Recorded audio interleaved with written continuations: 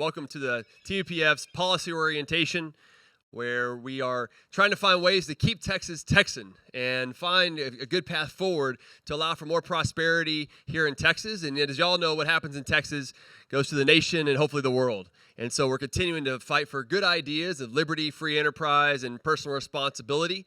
My name is Dr. Vance Ginn. I'm the chief economist here at the Texas Public Policy Foundation. And we have a great group here as panelists to have a good discussion on the hot topic of the budget. As you all know, the budget's the only thing that the legislature must pass every session. And there's so many interesting things that goes along with the budget discussion and what's going to go into education, healthcare, transportation. And as you all know, we're also dealing with a thing called the COVID-19. Right, and the effects that that's had not only on our personal lives and our routines and our jobs, but also on the budget. And that the way that the legislature will have to look at a lot of these different issues is very different than, to say the least, of how they've looked at in past sessions. And so we are blessed and thankful for the opportunity to talk with these panelists here today. This particular panel is called Tough Calls on Shortfalls, the Fight to Preserve a Conservative Texas Budget. And so I really want to get to the panelists as quickly as possible. So let me just go through and give a quick introduction of each of them, and then I'll turn it over to them. First off, we have Dr. Mary Gonzalez, who is also a representative. But we talked about before, I was going to go with Dr. Gonzalez. Okay. Thank you. Whatever. You can just call me Mary. All right. All right. She said that, but I'm not going to do it. With all due respect, right? Like I just Representative Gonzalez, but she's currently serving her fourth term in the Texas House of Representatives. Serves on the Legislative Budget Board, which is an important group of the Texas Legislature, the House Appropriations Committee, the House Public Education Committee, and is vice chair of the House Local and Consent Calendars Committee. Was also elected vice chair of the board of the Hispanic Caucus Chairs. Named Freshman of the Year by the Mexican American Legislative Caucus, a champion of equality by Equality Texas 2 sessions in a row, and the 2015 Advocate of the Year by the same organization. She received her bachelor's degree from the University of Texas at Austin, and master's degree from St. Edward's University, and finally her doctoral degree at UT Austin. Please welcome Dr. Mary Gonzalez. And next there, down to the far left here, not in the political part of the spectrum, but we have Representative Giovanni Capriglione, elected to the Texas House of Representatives in 2012 and is currently serving his fourth term.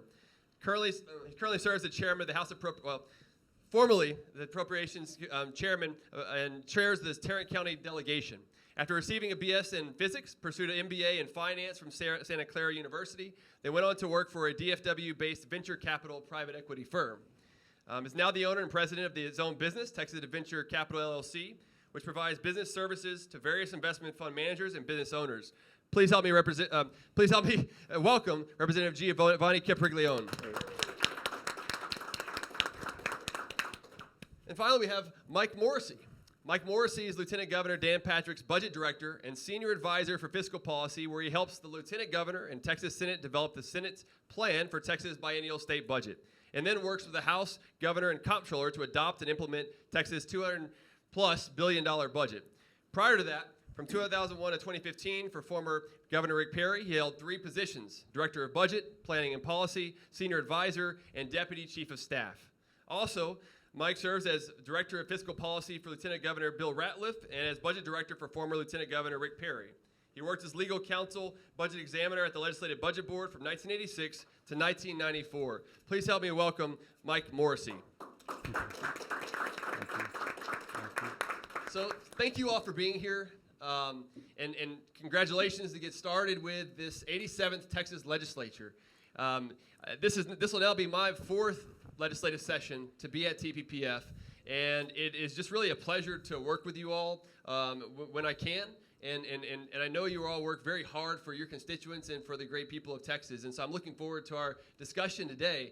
What I'd like to start off by is a question. For one thing is, what else not on this list would you like for the audience and the viewers through live stream to know about you, maybe a fun fact? And then the second thing is, more seriously, with a biennial revenue estimate that was released on Monday by the Texas Comptroller, I think it was better than many people had anticipated. What caught you off guard, or something that you really drilled on within the BRE that came out? And I guess I'll start with Representative Capri-Leone down there on the end from our conversation earlier, and go from there. I can't wait to hear his fun fact. Yeah, Yes, me too, yes. because I was prepared for all the Because when questions. I think of Representative Capri-Leone, I think of fun. Now I really have to come up with something. I know. Actually, I don't do anything fun. That's why it was a joke. During COVID, obviously, there was a lot of us, we were worried about COVID. We weren't able to go and meet and visit with a lot of friends and families, and even a lot of times, even Mary and I haven't seen each other that much, even working on the budget together. But where I found my solace, so this was fun to me, it may not be to you, but I was one of those people who decided to start building stuff in their backyard, right? And so I probably spent a ton of time during the middle to go and build my own office outside, and thinking that this was all going to be virtual, right? That I was like, okay, I'll have my own shed. Well, I call it a really large office. My wife calls it a she shed. But either way, I spent about 5 months doing it, and 10 times what it probably should have cost. But I enjoyed that. Very cool Very nice. fun fact. Now we're going to hear what really is fun. Oh no, I'm the opposite of. I'm basically a grouchy old cowboy in a young Latina body. So I go to the same restaurants, eat at the same table, and order the same thing from the same waitress when I'm back home.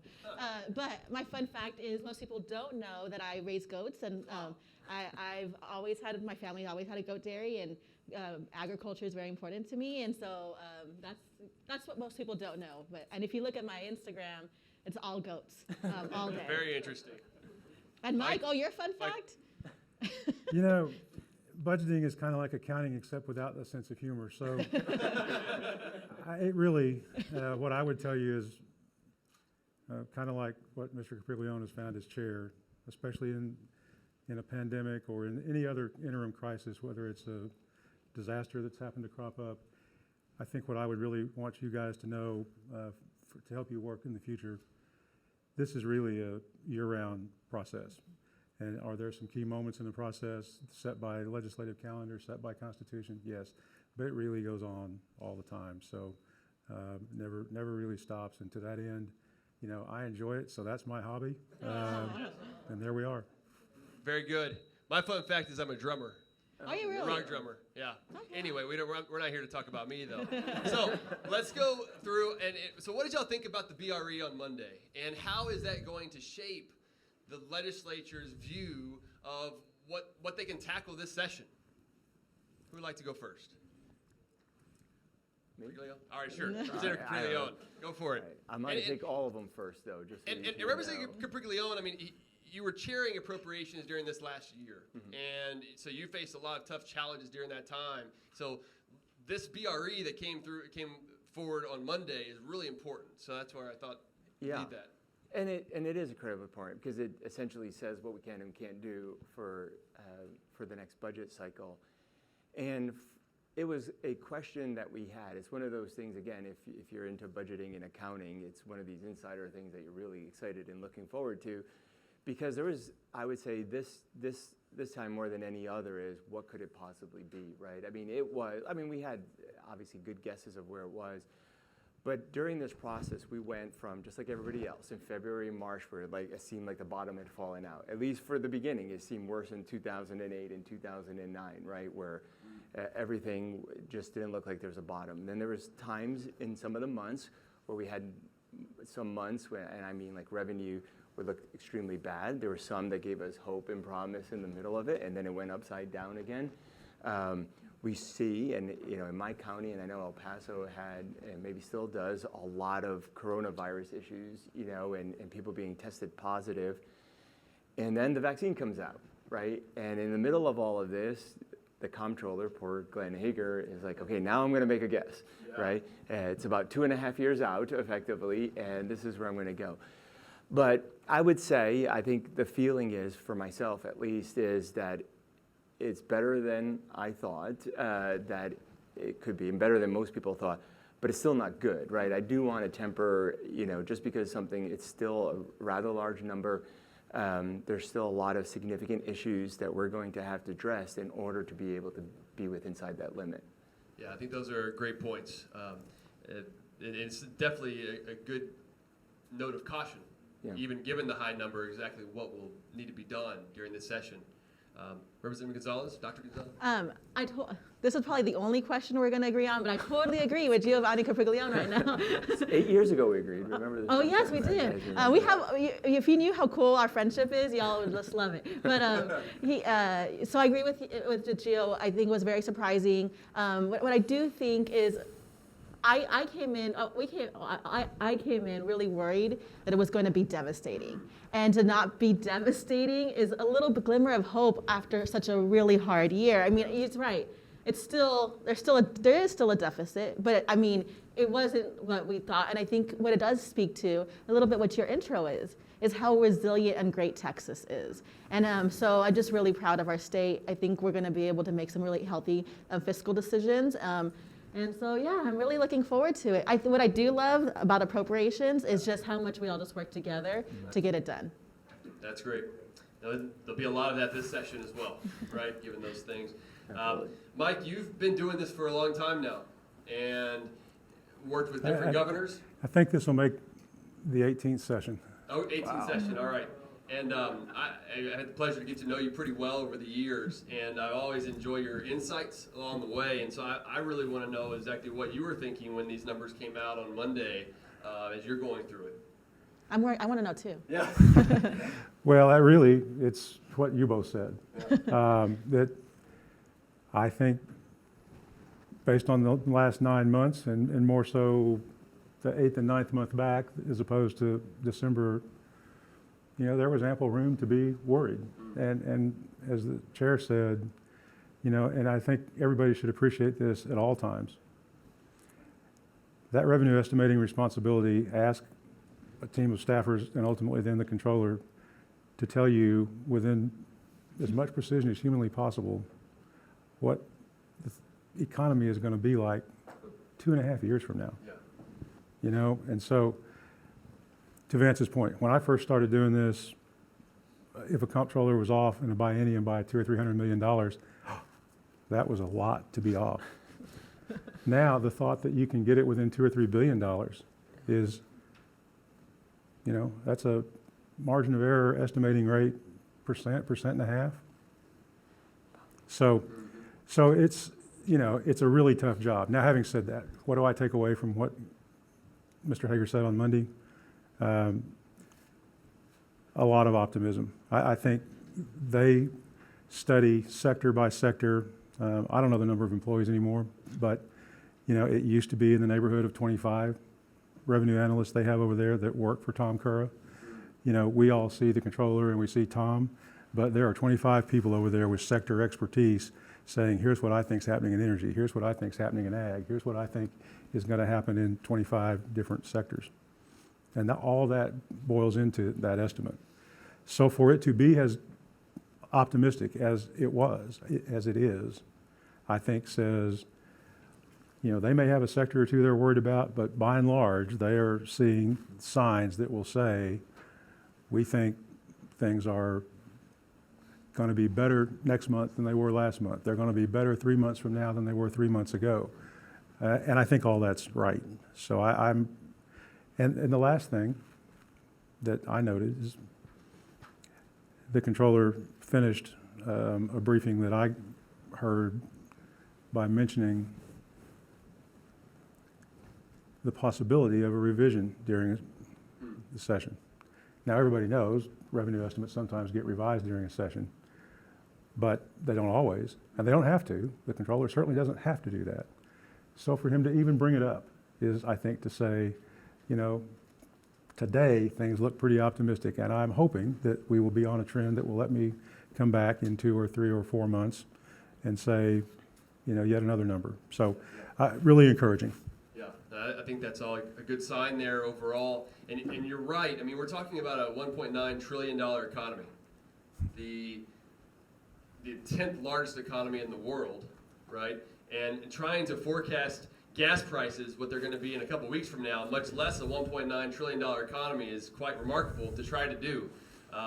For part of the last year, I was the chief economist of the Office of Management and Budget within the White House, and we had to forecast the budget for 10 years out. Wow. And even then, it's kind of like you're just looking at, you're just throwing the dart at the dartboard and trying to hit something. So I was very optimistic about the number that came out on Monday, which the total number for, if you look at all funds revenue, was $270 billion, $270.5 billion. If you just looked at general revenue related funds, it's about 112 billion. So you saw about a 0.4% decline from one session to the other. And so just for the viewers, I mean, they're looking at appropriating money for the 2022-23 budget. We're currently in the 2021. We have a 2-year budget cycle. And so it's really, there's so many things that go into it. And this biennial revenue estimate is really important because we have a balanced budget amendment within the Texas Constitution that says that whatever they appropriate must match that amount of revenue. And that's why it's so important here.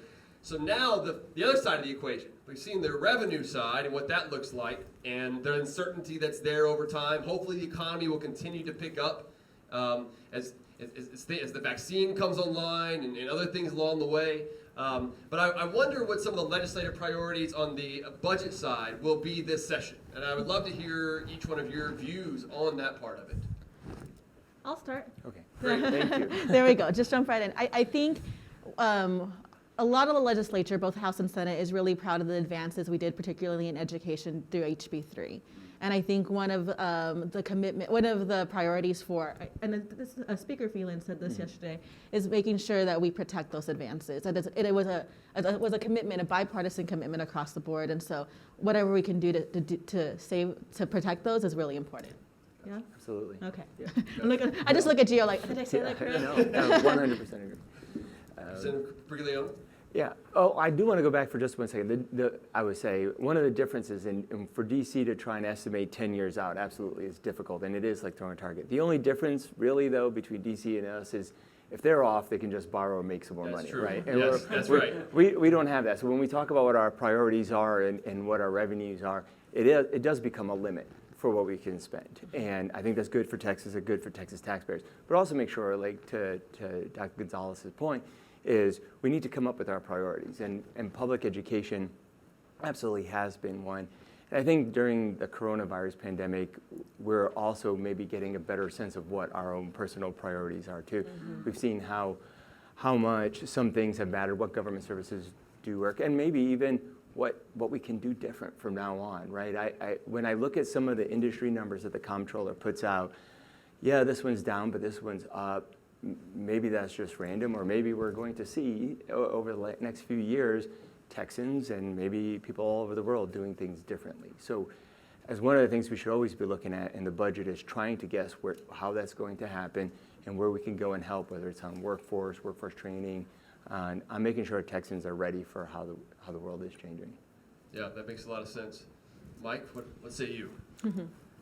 Well, I'll make it unanimous to start with education. I think the work done last time in House Bill 3 is such a priority to everybody that there's not going to be any backing off from that, and the House Bill 3 commitments that were made last time will be funded in the budget that finally passes out of here in May. I'm going to say May. Yes.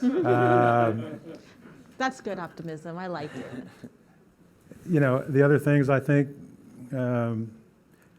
we'll continue to do what's necessary to keep Texas safe. We'll continue to do the things that I think the legislature has done a good job with in the last several sessions about trying to put us on a path to let the economy grow so that people can have the confidence that state government is going to do its part to execute its responsibilities well, stay out of the way where it doesn't belong, and let this economy take off like I think a lot of people believe is in the short term. I just don't know if short term is 1 month, 6 months, but in some kind of time frame this year, a lot of pent-up demand ready to take off and get this, and that's what this economy, the state budget relies on that. I think it's very unlikely that this body's going to raise taxes. I'm sure they'll hear some proposals to do so. But this economy grows, the budget grows. Look, the budget grows because the state grows. I think when I first started doing this, we budgeted for something like 3 million kids in public school. Now that number is north of 5 million. So the number of people on various human service caseloads grows. The number of miles that DPS has to police in the highways grows. Texas is a growing place, and with it are growing demands for services. That makes the budget grow. We want to fund that growth by having economic growth so that the tax system that's in place now generates the revenue to pay for those additional services. And I think we're in a spot to keep that process going. Got it. So since you all mentioned education, given the general revenue related funds stayed essentially flat, and there's probably going to be some form of supplemental. I don't know if you have any insights of what that might look like just yet, but with education, part of the school finance formulas is to look at average daily attendance to figure out exactly how much we should be funding the schools. I wonder what will go into the budget discussion when right now enrollment numbers are falling at public schools across the state. Now, we don't know if that's necessarily just from the COVID situation. There's probably at least some of it. But how much of that might be permanent, which could influence the amount of money that goes to education for this session? What do y'all think about that? I hope it's not permanent, Okay. right? And I say that because of just conversations people have with me explaining why some children haven't come in. So no, are there going to be some kids or some families who decide that maybe they don't want to go the public ed route and they're going to go to a private school, or they're going to do these co-ops that they've been doing, or online, sure. And if that's what those parents want to do, absolutely, we should obviously support them. What I'm worried about, just frankly, is that some of these numbers, though, are down because COVID has made it a very difficult situation for some parents to be able to.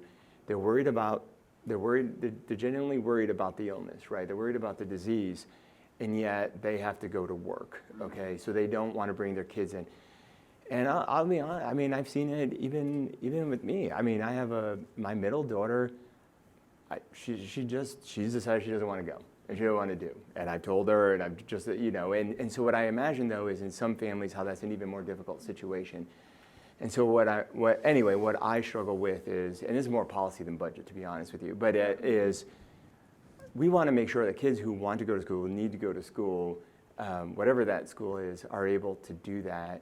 And I think we should absolutely try and find out why these kids are almost disappeared in some cases. I think what the COVID experience has taught us is how important schools are.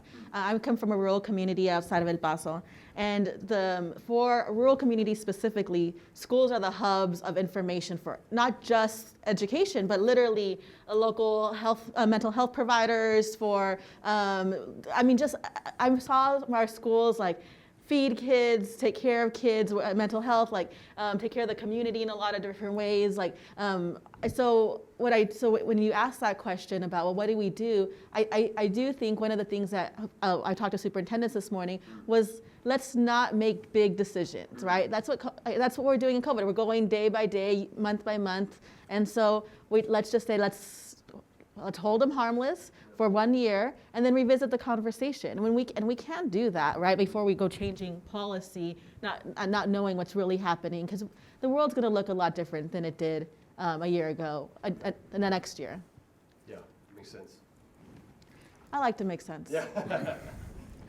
And I think I'll say, I like the way the chairman said, at some level, that's more of a policy issue than a budget issue. So on the budget side, I think what House Bill 3 represents is a commitment on the part of the legislature to say, we're going to provide the resources necessary for the education system to be as good as it can be for all these kids.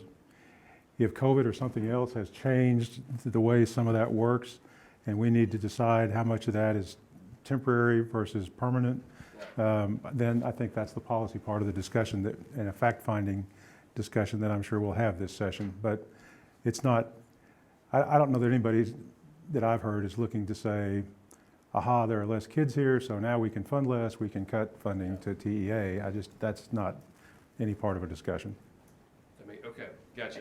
And I think, if I could just add one thing, sure. it's going to be important for us to come up whatever that decision is relatively quickly, because some schools are having to make their own budget decisions as well coming up. And so, you know, again, you've heard here, we want to be able to fund the public school system at the level that the Constitution requires, of course. And I think, what also helps a little bit is that the federal government has given us some funds, particularly for education. And so there, where some other areas may not have such direct funding, that does help a little bit. And speaking of the federal funds, we have the CARES Act, and we had CARES 1.0, 2.0, and now 3.0, if you will. There have been dollars that have been sent to the state. The latest figure that I remember was about a little over $11 billion. Is that still about the amount? I'm gonna let Mike answer this question. Between state and local, that is. I think about $8 billion per state, and then the rest with the locals. So what's happened now is people know about the CARES Act. There have been 3 other smaller federal acts that sent some money. The CARES Act alone has 70 some odd different programs in it. But the one that is the largest, is the one that most people know about, the Coronavirus Relief Fund. That's the $11 billion fund. And so you're right, sent by the federal terms. Some money went directly to large cities and counties, and the rest went to the state. Most of that for the state's purpose, but the state also had to distribute a portion of that to smaller cities and counties that I guess Treasury decided was, you know, we can work with Houston, we can work with Dallas, we can work with El Paso. We're not interested in working with San Marcos. I mean, not picking on San Marcos. Below 500,000 people, it was too small for them to want to work with, so they gave it to the state to run a program to try to disperse that money to them. You know, most of that money has been discussion of a lot of interim discussions and work group things. You know, sometimes several times a week in some weeks, and sometimes you go a couple weeks without a discussion. But maybe the most important piece, Texas had a plan to use all of that $8 billion that was put together with the idea that that money would expire by the original terms of the CARES Act on 12/31. And in the bill that they passed there in the last week of December, they've extended that CARES Act. No more money, no different uses, no more flexibility, but they've extended its life for another year. So certainly I can tell you, we were going to spend all 8 of it by allocate all 8 of it by 12/31 if we had to. Now that we have a little more time, you know, it will still all get allocated. It will all get allocated for, my guess is, you won't even get to the issue of the latter part of calendar year 21. We'll use it all in state fiscal year 21. So it'll get used by August, if not before. Got it. And then with any sort of supplemental bill, supplemental bill really, what's called backfill, anything that maybe wasn't funded or new expenditures that came up during the current biennium, they'll need to fund that. And so we'll have a supplemental, which in the past has mainly been for Medicaid, which we've seen somewhere in the range of, I don't know, a couple billion here and there to less than that, maybe a little bit more, but around that area. Are we looking probably at something along those lines as well from maybe the early estimates for the supplemental? I definitely don't want to say a number in terms of what it would be, but you know, when just said a little bit what Mike was saying is, it makes, you know, before the pandemic, right? I guess the time before, I would always talk about strings attached, right? The federal government goes and gives you money, you'd have to follow these rules or whatever. It wasn't until this interim working on the CARES Act where I realized what that actually means. Okay, it's strings attached. Sometimes they're there, sometimes they're different, sometimes they're called something else. There's a whole bunch of them until there's none. So it's part of that has fed into the conversation about both the supplemental and going into the next budget cycle, right? Because some of the decisions that we were involved in the interim in terms of having received this money was trying to find the best use of the money, the best time, but obviously not trying to spend it all because a lot of the rules and definitions actually would change in almost mid-sentence sometimes or mid-meeting sometimes. But We've always done a supplemental of some amount, and whatever it is I'll tell you, is going to be a lot better than I thought it would be in June. Okay. It's good to hear. Yeah. We need to continue to get more hope, right, in there in 2021 for things along those lines. And one of the things that, and this kind of goes back to the title of this panel, is talking about conservative Texas budgets. And this, and what's been interesting to look at this for the last 3 sessions is when you look at the amount of increase in the overall budget. You can look at it a lot of different ways. One way that I like to look at it is from initial appropriations to initial appropriations, what was passed in one budget cycle to the next. And if you look at that, the last 3 budget cycles, the growth rate has been on average below population growth plus inflation, which the research and some of the work that I've done in looking at fiscal rules, like what's the best way to match the average taxpayer's ability to pay for their government is the metric of population plus inflation. Now there's disagreement about that and what the spending limit is today. We currently have a spending limit based on personal income growth in the state, right? And it's based using on the forecast of personal income over the next 2 fiscal years. And what's interesting though is the LBB has chosen population growth and inflation for 3 sessions in a row now. So now not only has the legislature passed budgets that have been on average below population growth and plus inflation in the last 3 cycles, but are now even using it, imposing on themselves as a spending limit instead of using personal income growth that's not even in statute. My question is first, what do y'all think about these conservative budgets? Are they matching the needs of the state? I think we might have some disagreement maybe. At the same time, why not go ahead and put something like this in statute, where you have population growth and inflation as the metric to use, and covering a larger portion of the overall budget compared to the spending limit today that's only on general revenue dedicated by the Constitution, which is about 45% of the budget. So that's really my question. Why not go ahead and make that next step of moving it to a statutory change for the spending limit? And what if y'all think about the budgets that have been passed in the last couple of cycles?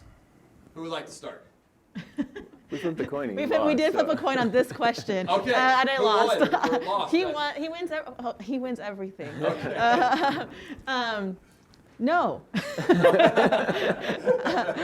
knew you were going to say that. That's your answer to this change, right? I mean, first of all, if you know anything about legislators, when you tell us we should do something, or we were sometimes like, that's cute. So I look at in my opinion, the Texas economy, and Texas is a very complex reality, right? 1,000 people a day move here. Asking us to put something like that in statute maybe isn't necessary in this moment, when I feel like, if anything we've learned is that we need flexibility right now, and we need to re-examine things, and things are just really different. And so right now, if you're asking me to put something in statute when the economy is going to look a lot different in 2 years, I'm not speaking for anybody else. Sure. I'm not inclined to do it. All right, respect that. So the LBB, we did vote to go and put a spending limit, like you said, on ourselves, right? And we used the population plus inflation growth, and we've in past sessions I've supported it in the Appropriations Committee when it's come out. And I guess the reason why we should, regardless of whether it's statute or not, but to self-impose a fiscally conservative, balanced state budget, is because of all the benefits it provides us, right? If you just go and you look at somewhere in California, maybe in Sacramento, their House Approach Chair and a whole bunch of people are having this conversation, except their numbers are far, far more terrible, right? And part of that is because of, in my opinion, the bad decisions they made in spending when they shouldn't have been spending, not saving when they shouldn't, not really taking care of their budget. And so when we're talking about potentially a $5 or $6 billion shortfall, just to give you an idea, they're in the 60s, $60 billion shortfall, okay? And so if we look at how we got here, which is in a much better place, I would say, than not only than every other state, but even many countries, we got here because we didn't spend all that we could. We saved when we could have as well. And not only did we, again, I think for the third time, because you had asked about the prior budget. Yeah. I've been on it. I think we've always done everything we can. And it is a combination of the House and the Senate and everything that's involved in there to go and prioritize items. We look at every item in the budget, line by line, dollar by dollar. we make sure in a way that I think no other state does, that we're taking care of business. And what we've seen, so there's this Charles Schwab headquarters moved into my district, okay? And it's a gorgeous building, by the way. I don't know how much it costs, but it is absolutely super gorgeous building. They're moving people here. And he has a quote where they said, well, why did you do that? And he goes, well, because Texas is cheaper, right? They looked at what the business taxes were likely to be going forward. They looked at what the regulations were going to be going forward. He said, we're going to save 20%. And for us, we paid for the whole entire move. We paid for that headquarters. Our break even was just a few months. Wow. That's the benefit we can bring by having a fiscally conservative budget. Yeah, I agree. Mike? Let me try to approach the answer this way. Okay. Make it. We're waiting for you. There are two spending limits, one in Article 3 of the Constitution, one in Article 8. The limit that you're talking about is the Article 8 limit. It says the rate of growth in state spending shall not exceed the rate of growth in the economy. It says that, at the point in time that which voters voted for that, we've got the government proportion of this economy about right. We don't want government to get a lot bigger relative to the rest of the economy. The other limit, the pay-as-you-go limit, is what produces the comptroller's revenue estimate. So passed at different times, in different articles, different missions. Article 3 is going to catch us this time long before the Article 8 limit comes to apply. The second sentence in the Article 8, not exceed, and the legislature may by general law provide for the implementation of this provision, which they have done. And that statute talks about personal income or such other measure as the board may deem appropriate. And so, yes, I think in the last 3 sessions there have been numbers chosen that are P times I based numbers. Do I think the statute ought to be changed? Well, the statute says, or such other measure as the board deems appropriate. And so we are using the measure. The Senate has passed that bill a couple times in recent memory. So I think it's a discussion worth having. I think there's no question in my mind but what P times I is a better metric than personal income. So I think we'll continue to have the discussion, but it's always interesting that in a session where Article 3 is going to catch you, the debate gets turned to, well, why pass it this time? Because it's just not going to matter. And so there's one challenge among others, and the discussion about flexibility. And of course, that limit can also be exceeded.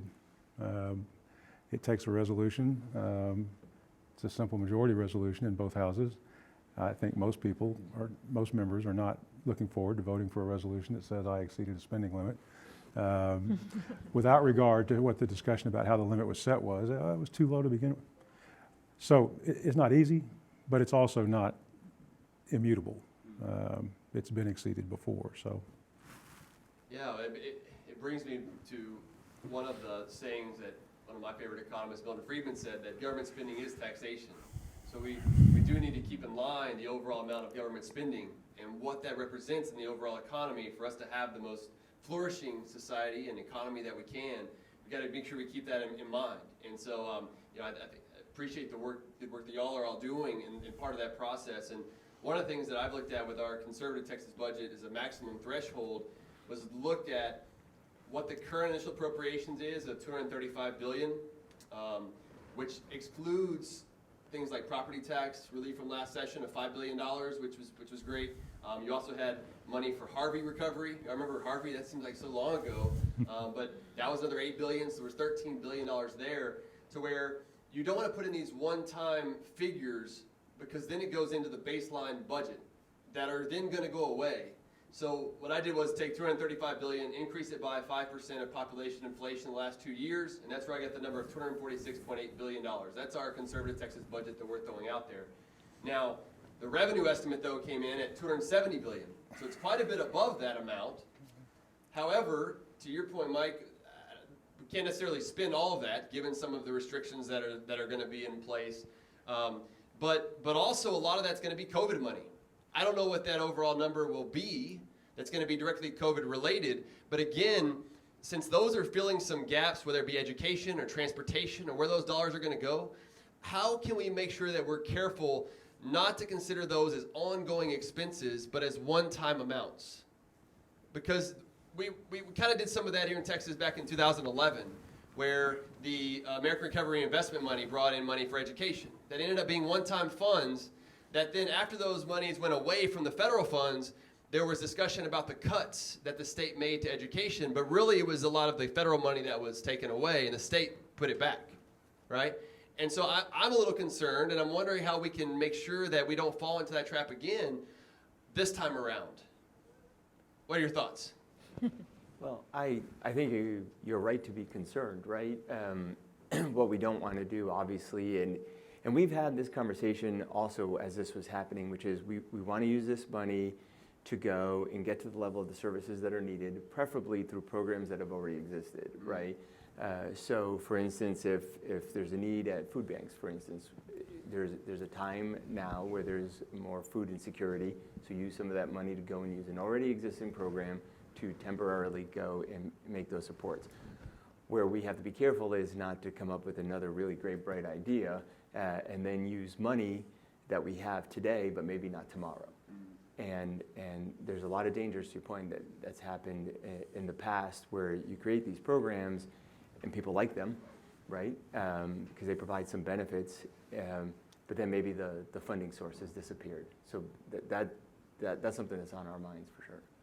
Okay, great. Representative Gonzalez, Dr. Gonzalez?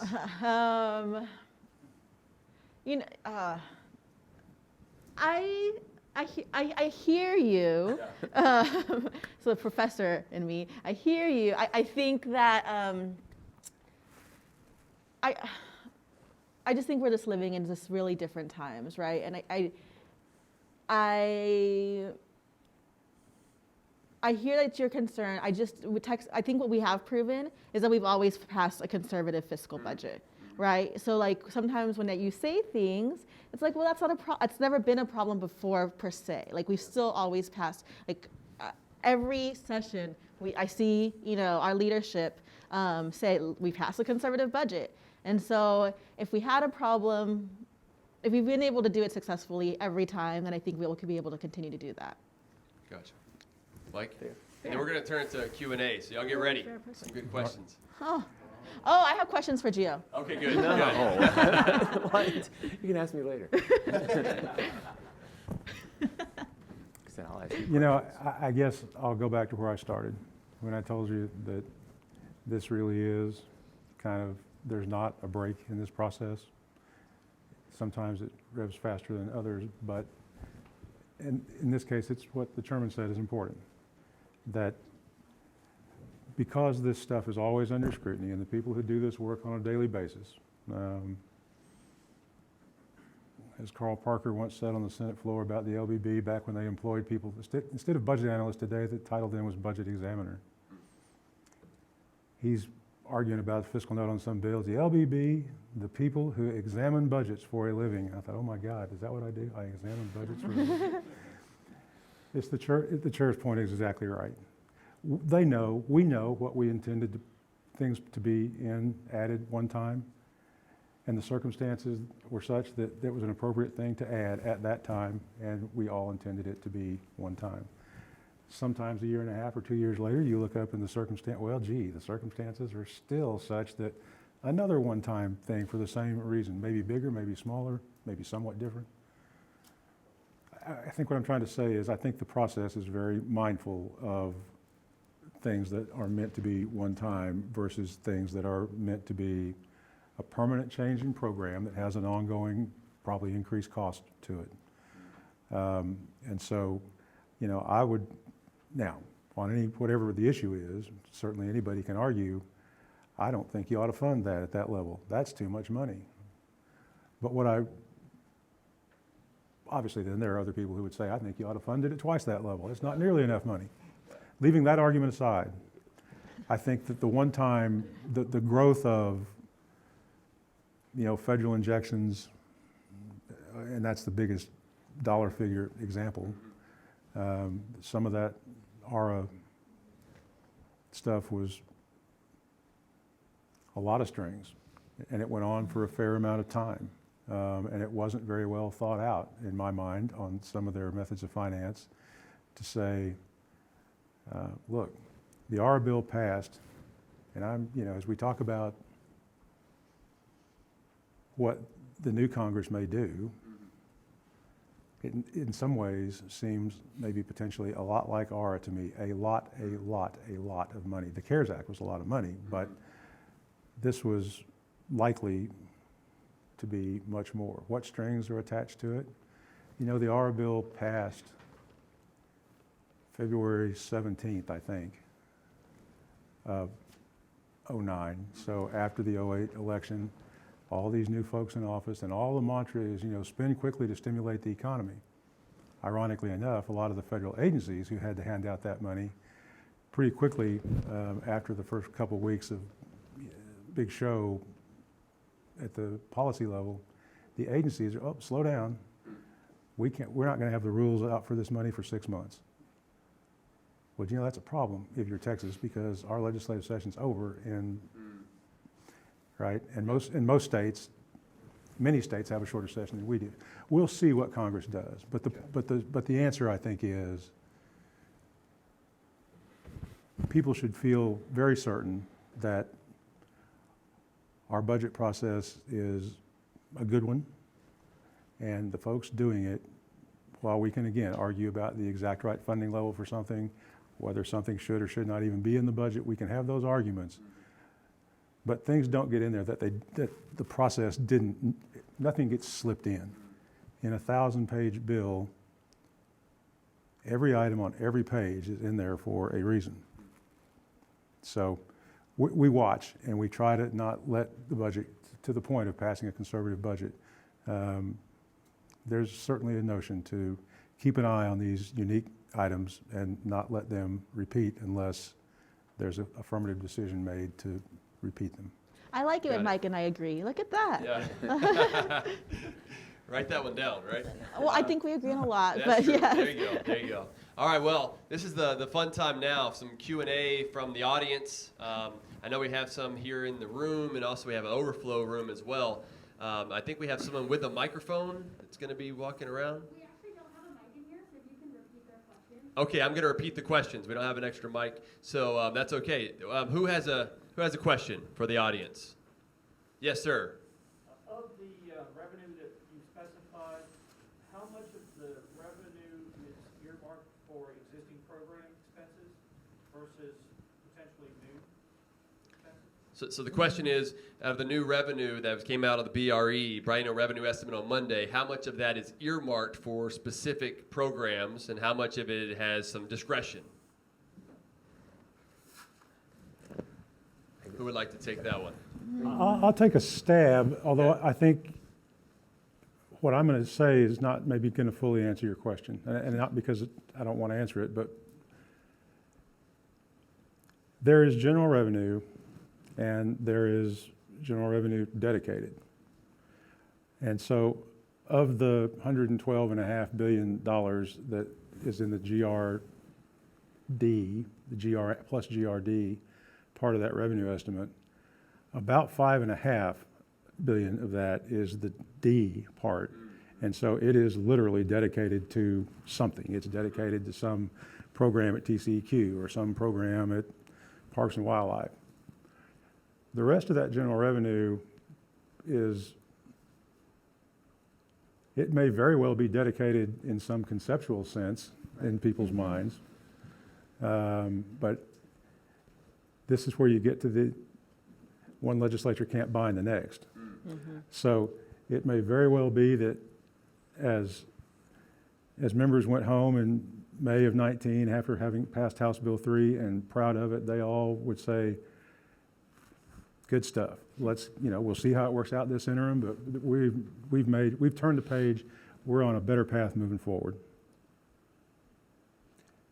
When members go home with that in mind, I would argue that the Foundation School Program and the funding pertinent to it has a mental dedication that puts it above funding most other things. But the truth of the matter is, if you go look at the law surrounding how the state's accounts are set up, there's a Fund 193, some of it is dedicated, but really, not a lot of it's dedicated. It's the purpose behind the general fund being flexible so that the next legislature can in fact say, again, hypothetically, we have got to beat this pandemic and get the economy back rolling. And so if we needed to spend some more money to do whatever that would be, if circumstances were different and the vaccine was going to be something that states had to pay for, or something like that. You know, the rest of that GR is really legally undedicated. It's precisely so. That's what we have a 5-month debate about, how to set those priorities on how to spend it. Was that helpful? Did that? Yeah. And then and part of that, there's some dedication to transportation dollars like in other funds, correct? Right. Yeah, so the 112 is GR and GRD. Correct. Then there are other funds, so when you hear transportation dollars, Fund 6, that's not any part of GR. It's its own special, GR is Fund 1, and maybe it's Fund 2 and 3. Once you get past 3, then everything else is special funds that aren't even any part of GR, and so Fund 6 is one of those big things that sits out there and helps you bridge the gap between $112 billion worth of GR or $240 billion worth of all funds. Yeah. And one thing we didn't mention earlier, going back to transportation funds, is the rainy day fund, the economic stabilization fund. The comptroller said on Monday that may be up to $11.6 billion. From the currently is around $10 billion. That was more than what I anticipated going in there, given the situation that's happening in oil and gas across the state. That was another thing that was much more than I expected. And so there will be some amount of money likely that will be used out of the rainy day fund as well, would be my guess, given that it's to cover unforeseen revenue shortfalls, and there seem to be some unforeseen things that happened this year. And so that's something else to be looking at. Half the money that goes out of the severance taxes from oil and gas production is dedicated to transportation, and then the rest goes into the ESF, the rainy day fund. So, what other questions did you have, in the audience? Yes, sir. I have an observation and a question. So I'm fortunate to be originally from New York City. And in 1963, in my speech class, we had a debate going about welfare. And this is when the age-dependent children was a very small cost. And the city of New York provided free college education at that time, and I was in a free university.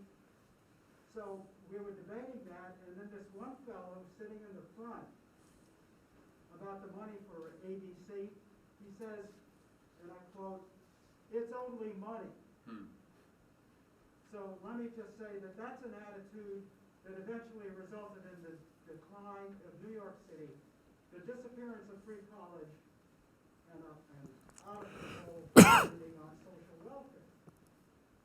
So I feel in Texas, I'm very happy to hear the discussion here, how you want to not have that kind of situation happen.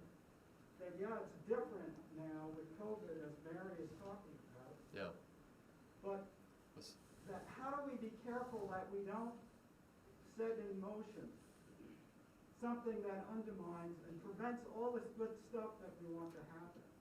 Yeah. So the question really is how do we make sure, this goes back to some of the things we talked about earlier, how do we make sure that Texas stays Texas? And within the budget itself, what can we do to keep taxes and other things going up during this legislative session? Whenever you're thinking about all of your priorities, how can we make sure to keep the taxpayer as part of that those priorities as well? Well, you had talked about the attitudes of people in New York, and I guess that's the start, right? They're kind of well known for their attitude in New York. But here in Texas, what I would say is, I mean, at the end of the day, elections have consequences. We are all held accountable for the votes that we take and the things that we do. And that, to me, is the best way for all of you to be able to participate in the process. If you like the way things are going in one area, maybe not another, we have a lot of avenues for people to question, critique, or yell, scream, whatever it is, to go and tell us where they are. Because when I go and I hear people saying, hey, we're doing the right thing, then it's easier for us to keep doing the same thing, right? But you know, it's an evolving thing, but to the extent that we've been able to, in a lot of ways, keep this kind of conservative methodology, and we see that we're continuing to do it just based on the fact that other businesses agree with us. You know, so I used to live in Silicon Valley for a while, and to think that today, Hewlett-Packard, okay, that really started all of Silicon Valley in the garage, that they've come to the conclusion that they don't want to be there anymore. They got to come to Texas. Or when you see Oracle, whose headquarters is right there at the bay, overlooking the bay, and they're like, well, we don't want to do that there. Or Elon Musk saying, you know, I thought of this idea in California, but I can't do it there. I want to do it in Texas. So to me, we need people, voters and others, to be able to support us in what we're doing when it comes to those decisions. And I would say we must be succeeding because everybody wants to be here.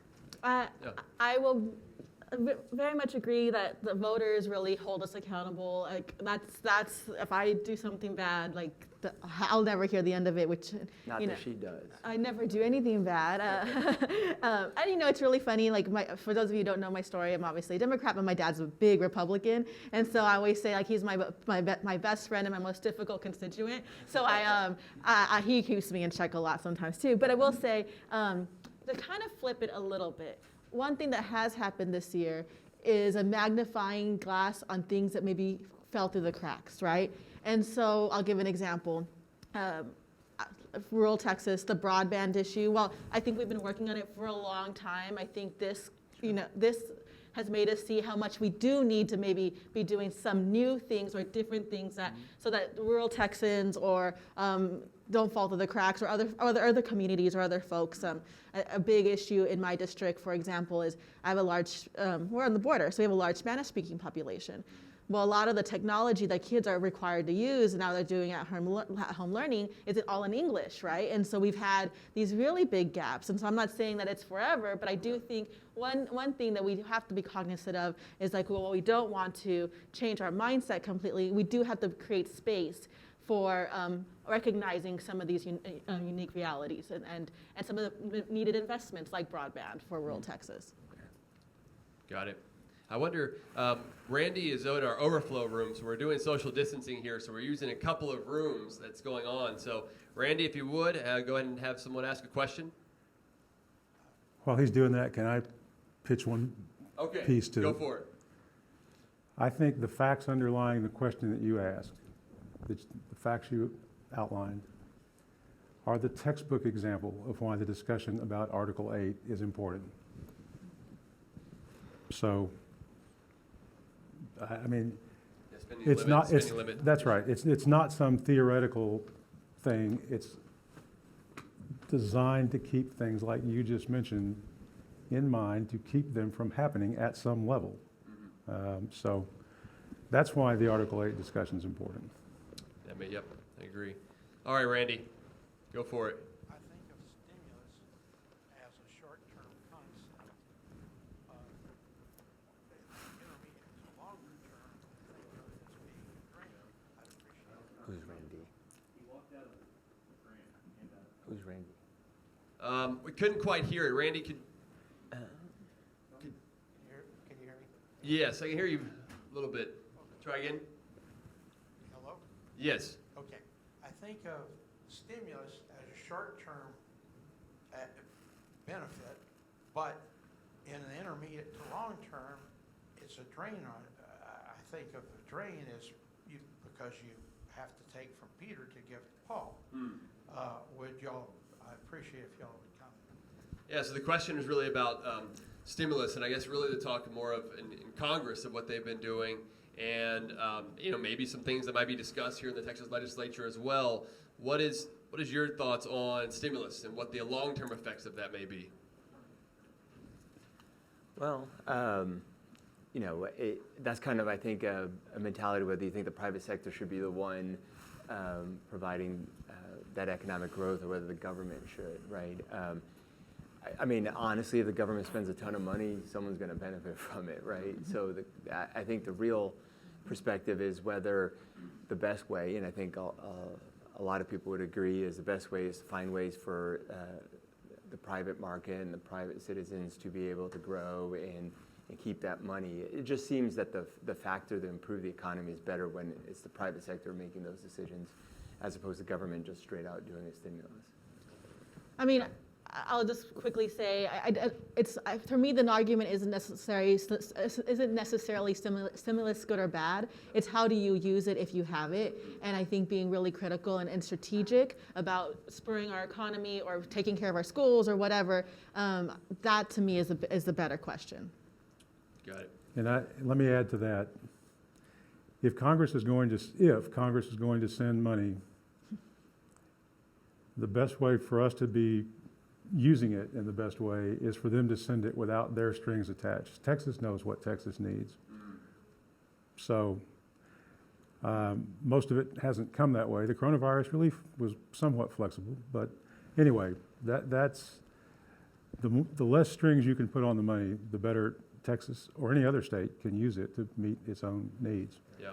I think that's a great way to stop it here. One thing I would say is that nothing is free, right? There's got to be some charge to it here, but I really appreciate the y'all joining me today and joining us for this great discussion as we start the legislative session here in the great state of Texas, where we can keep Texas Texan and overall have a great session. So thank you all for being here. Please give a hand to our panelists. Thank you all very much.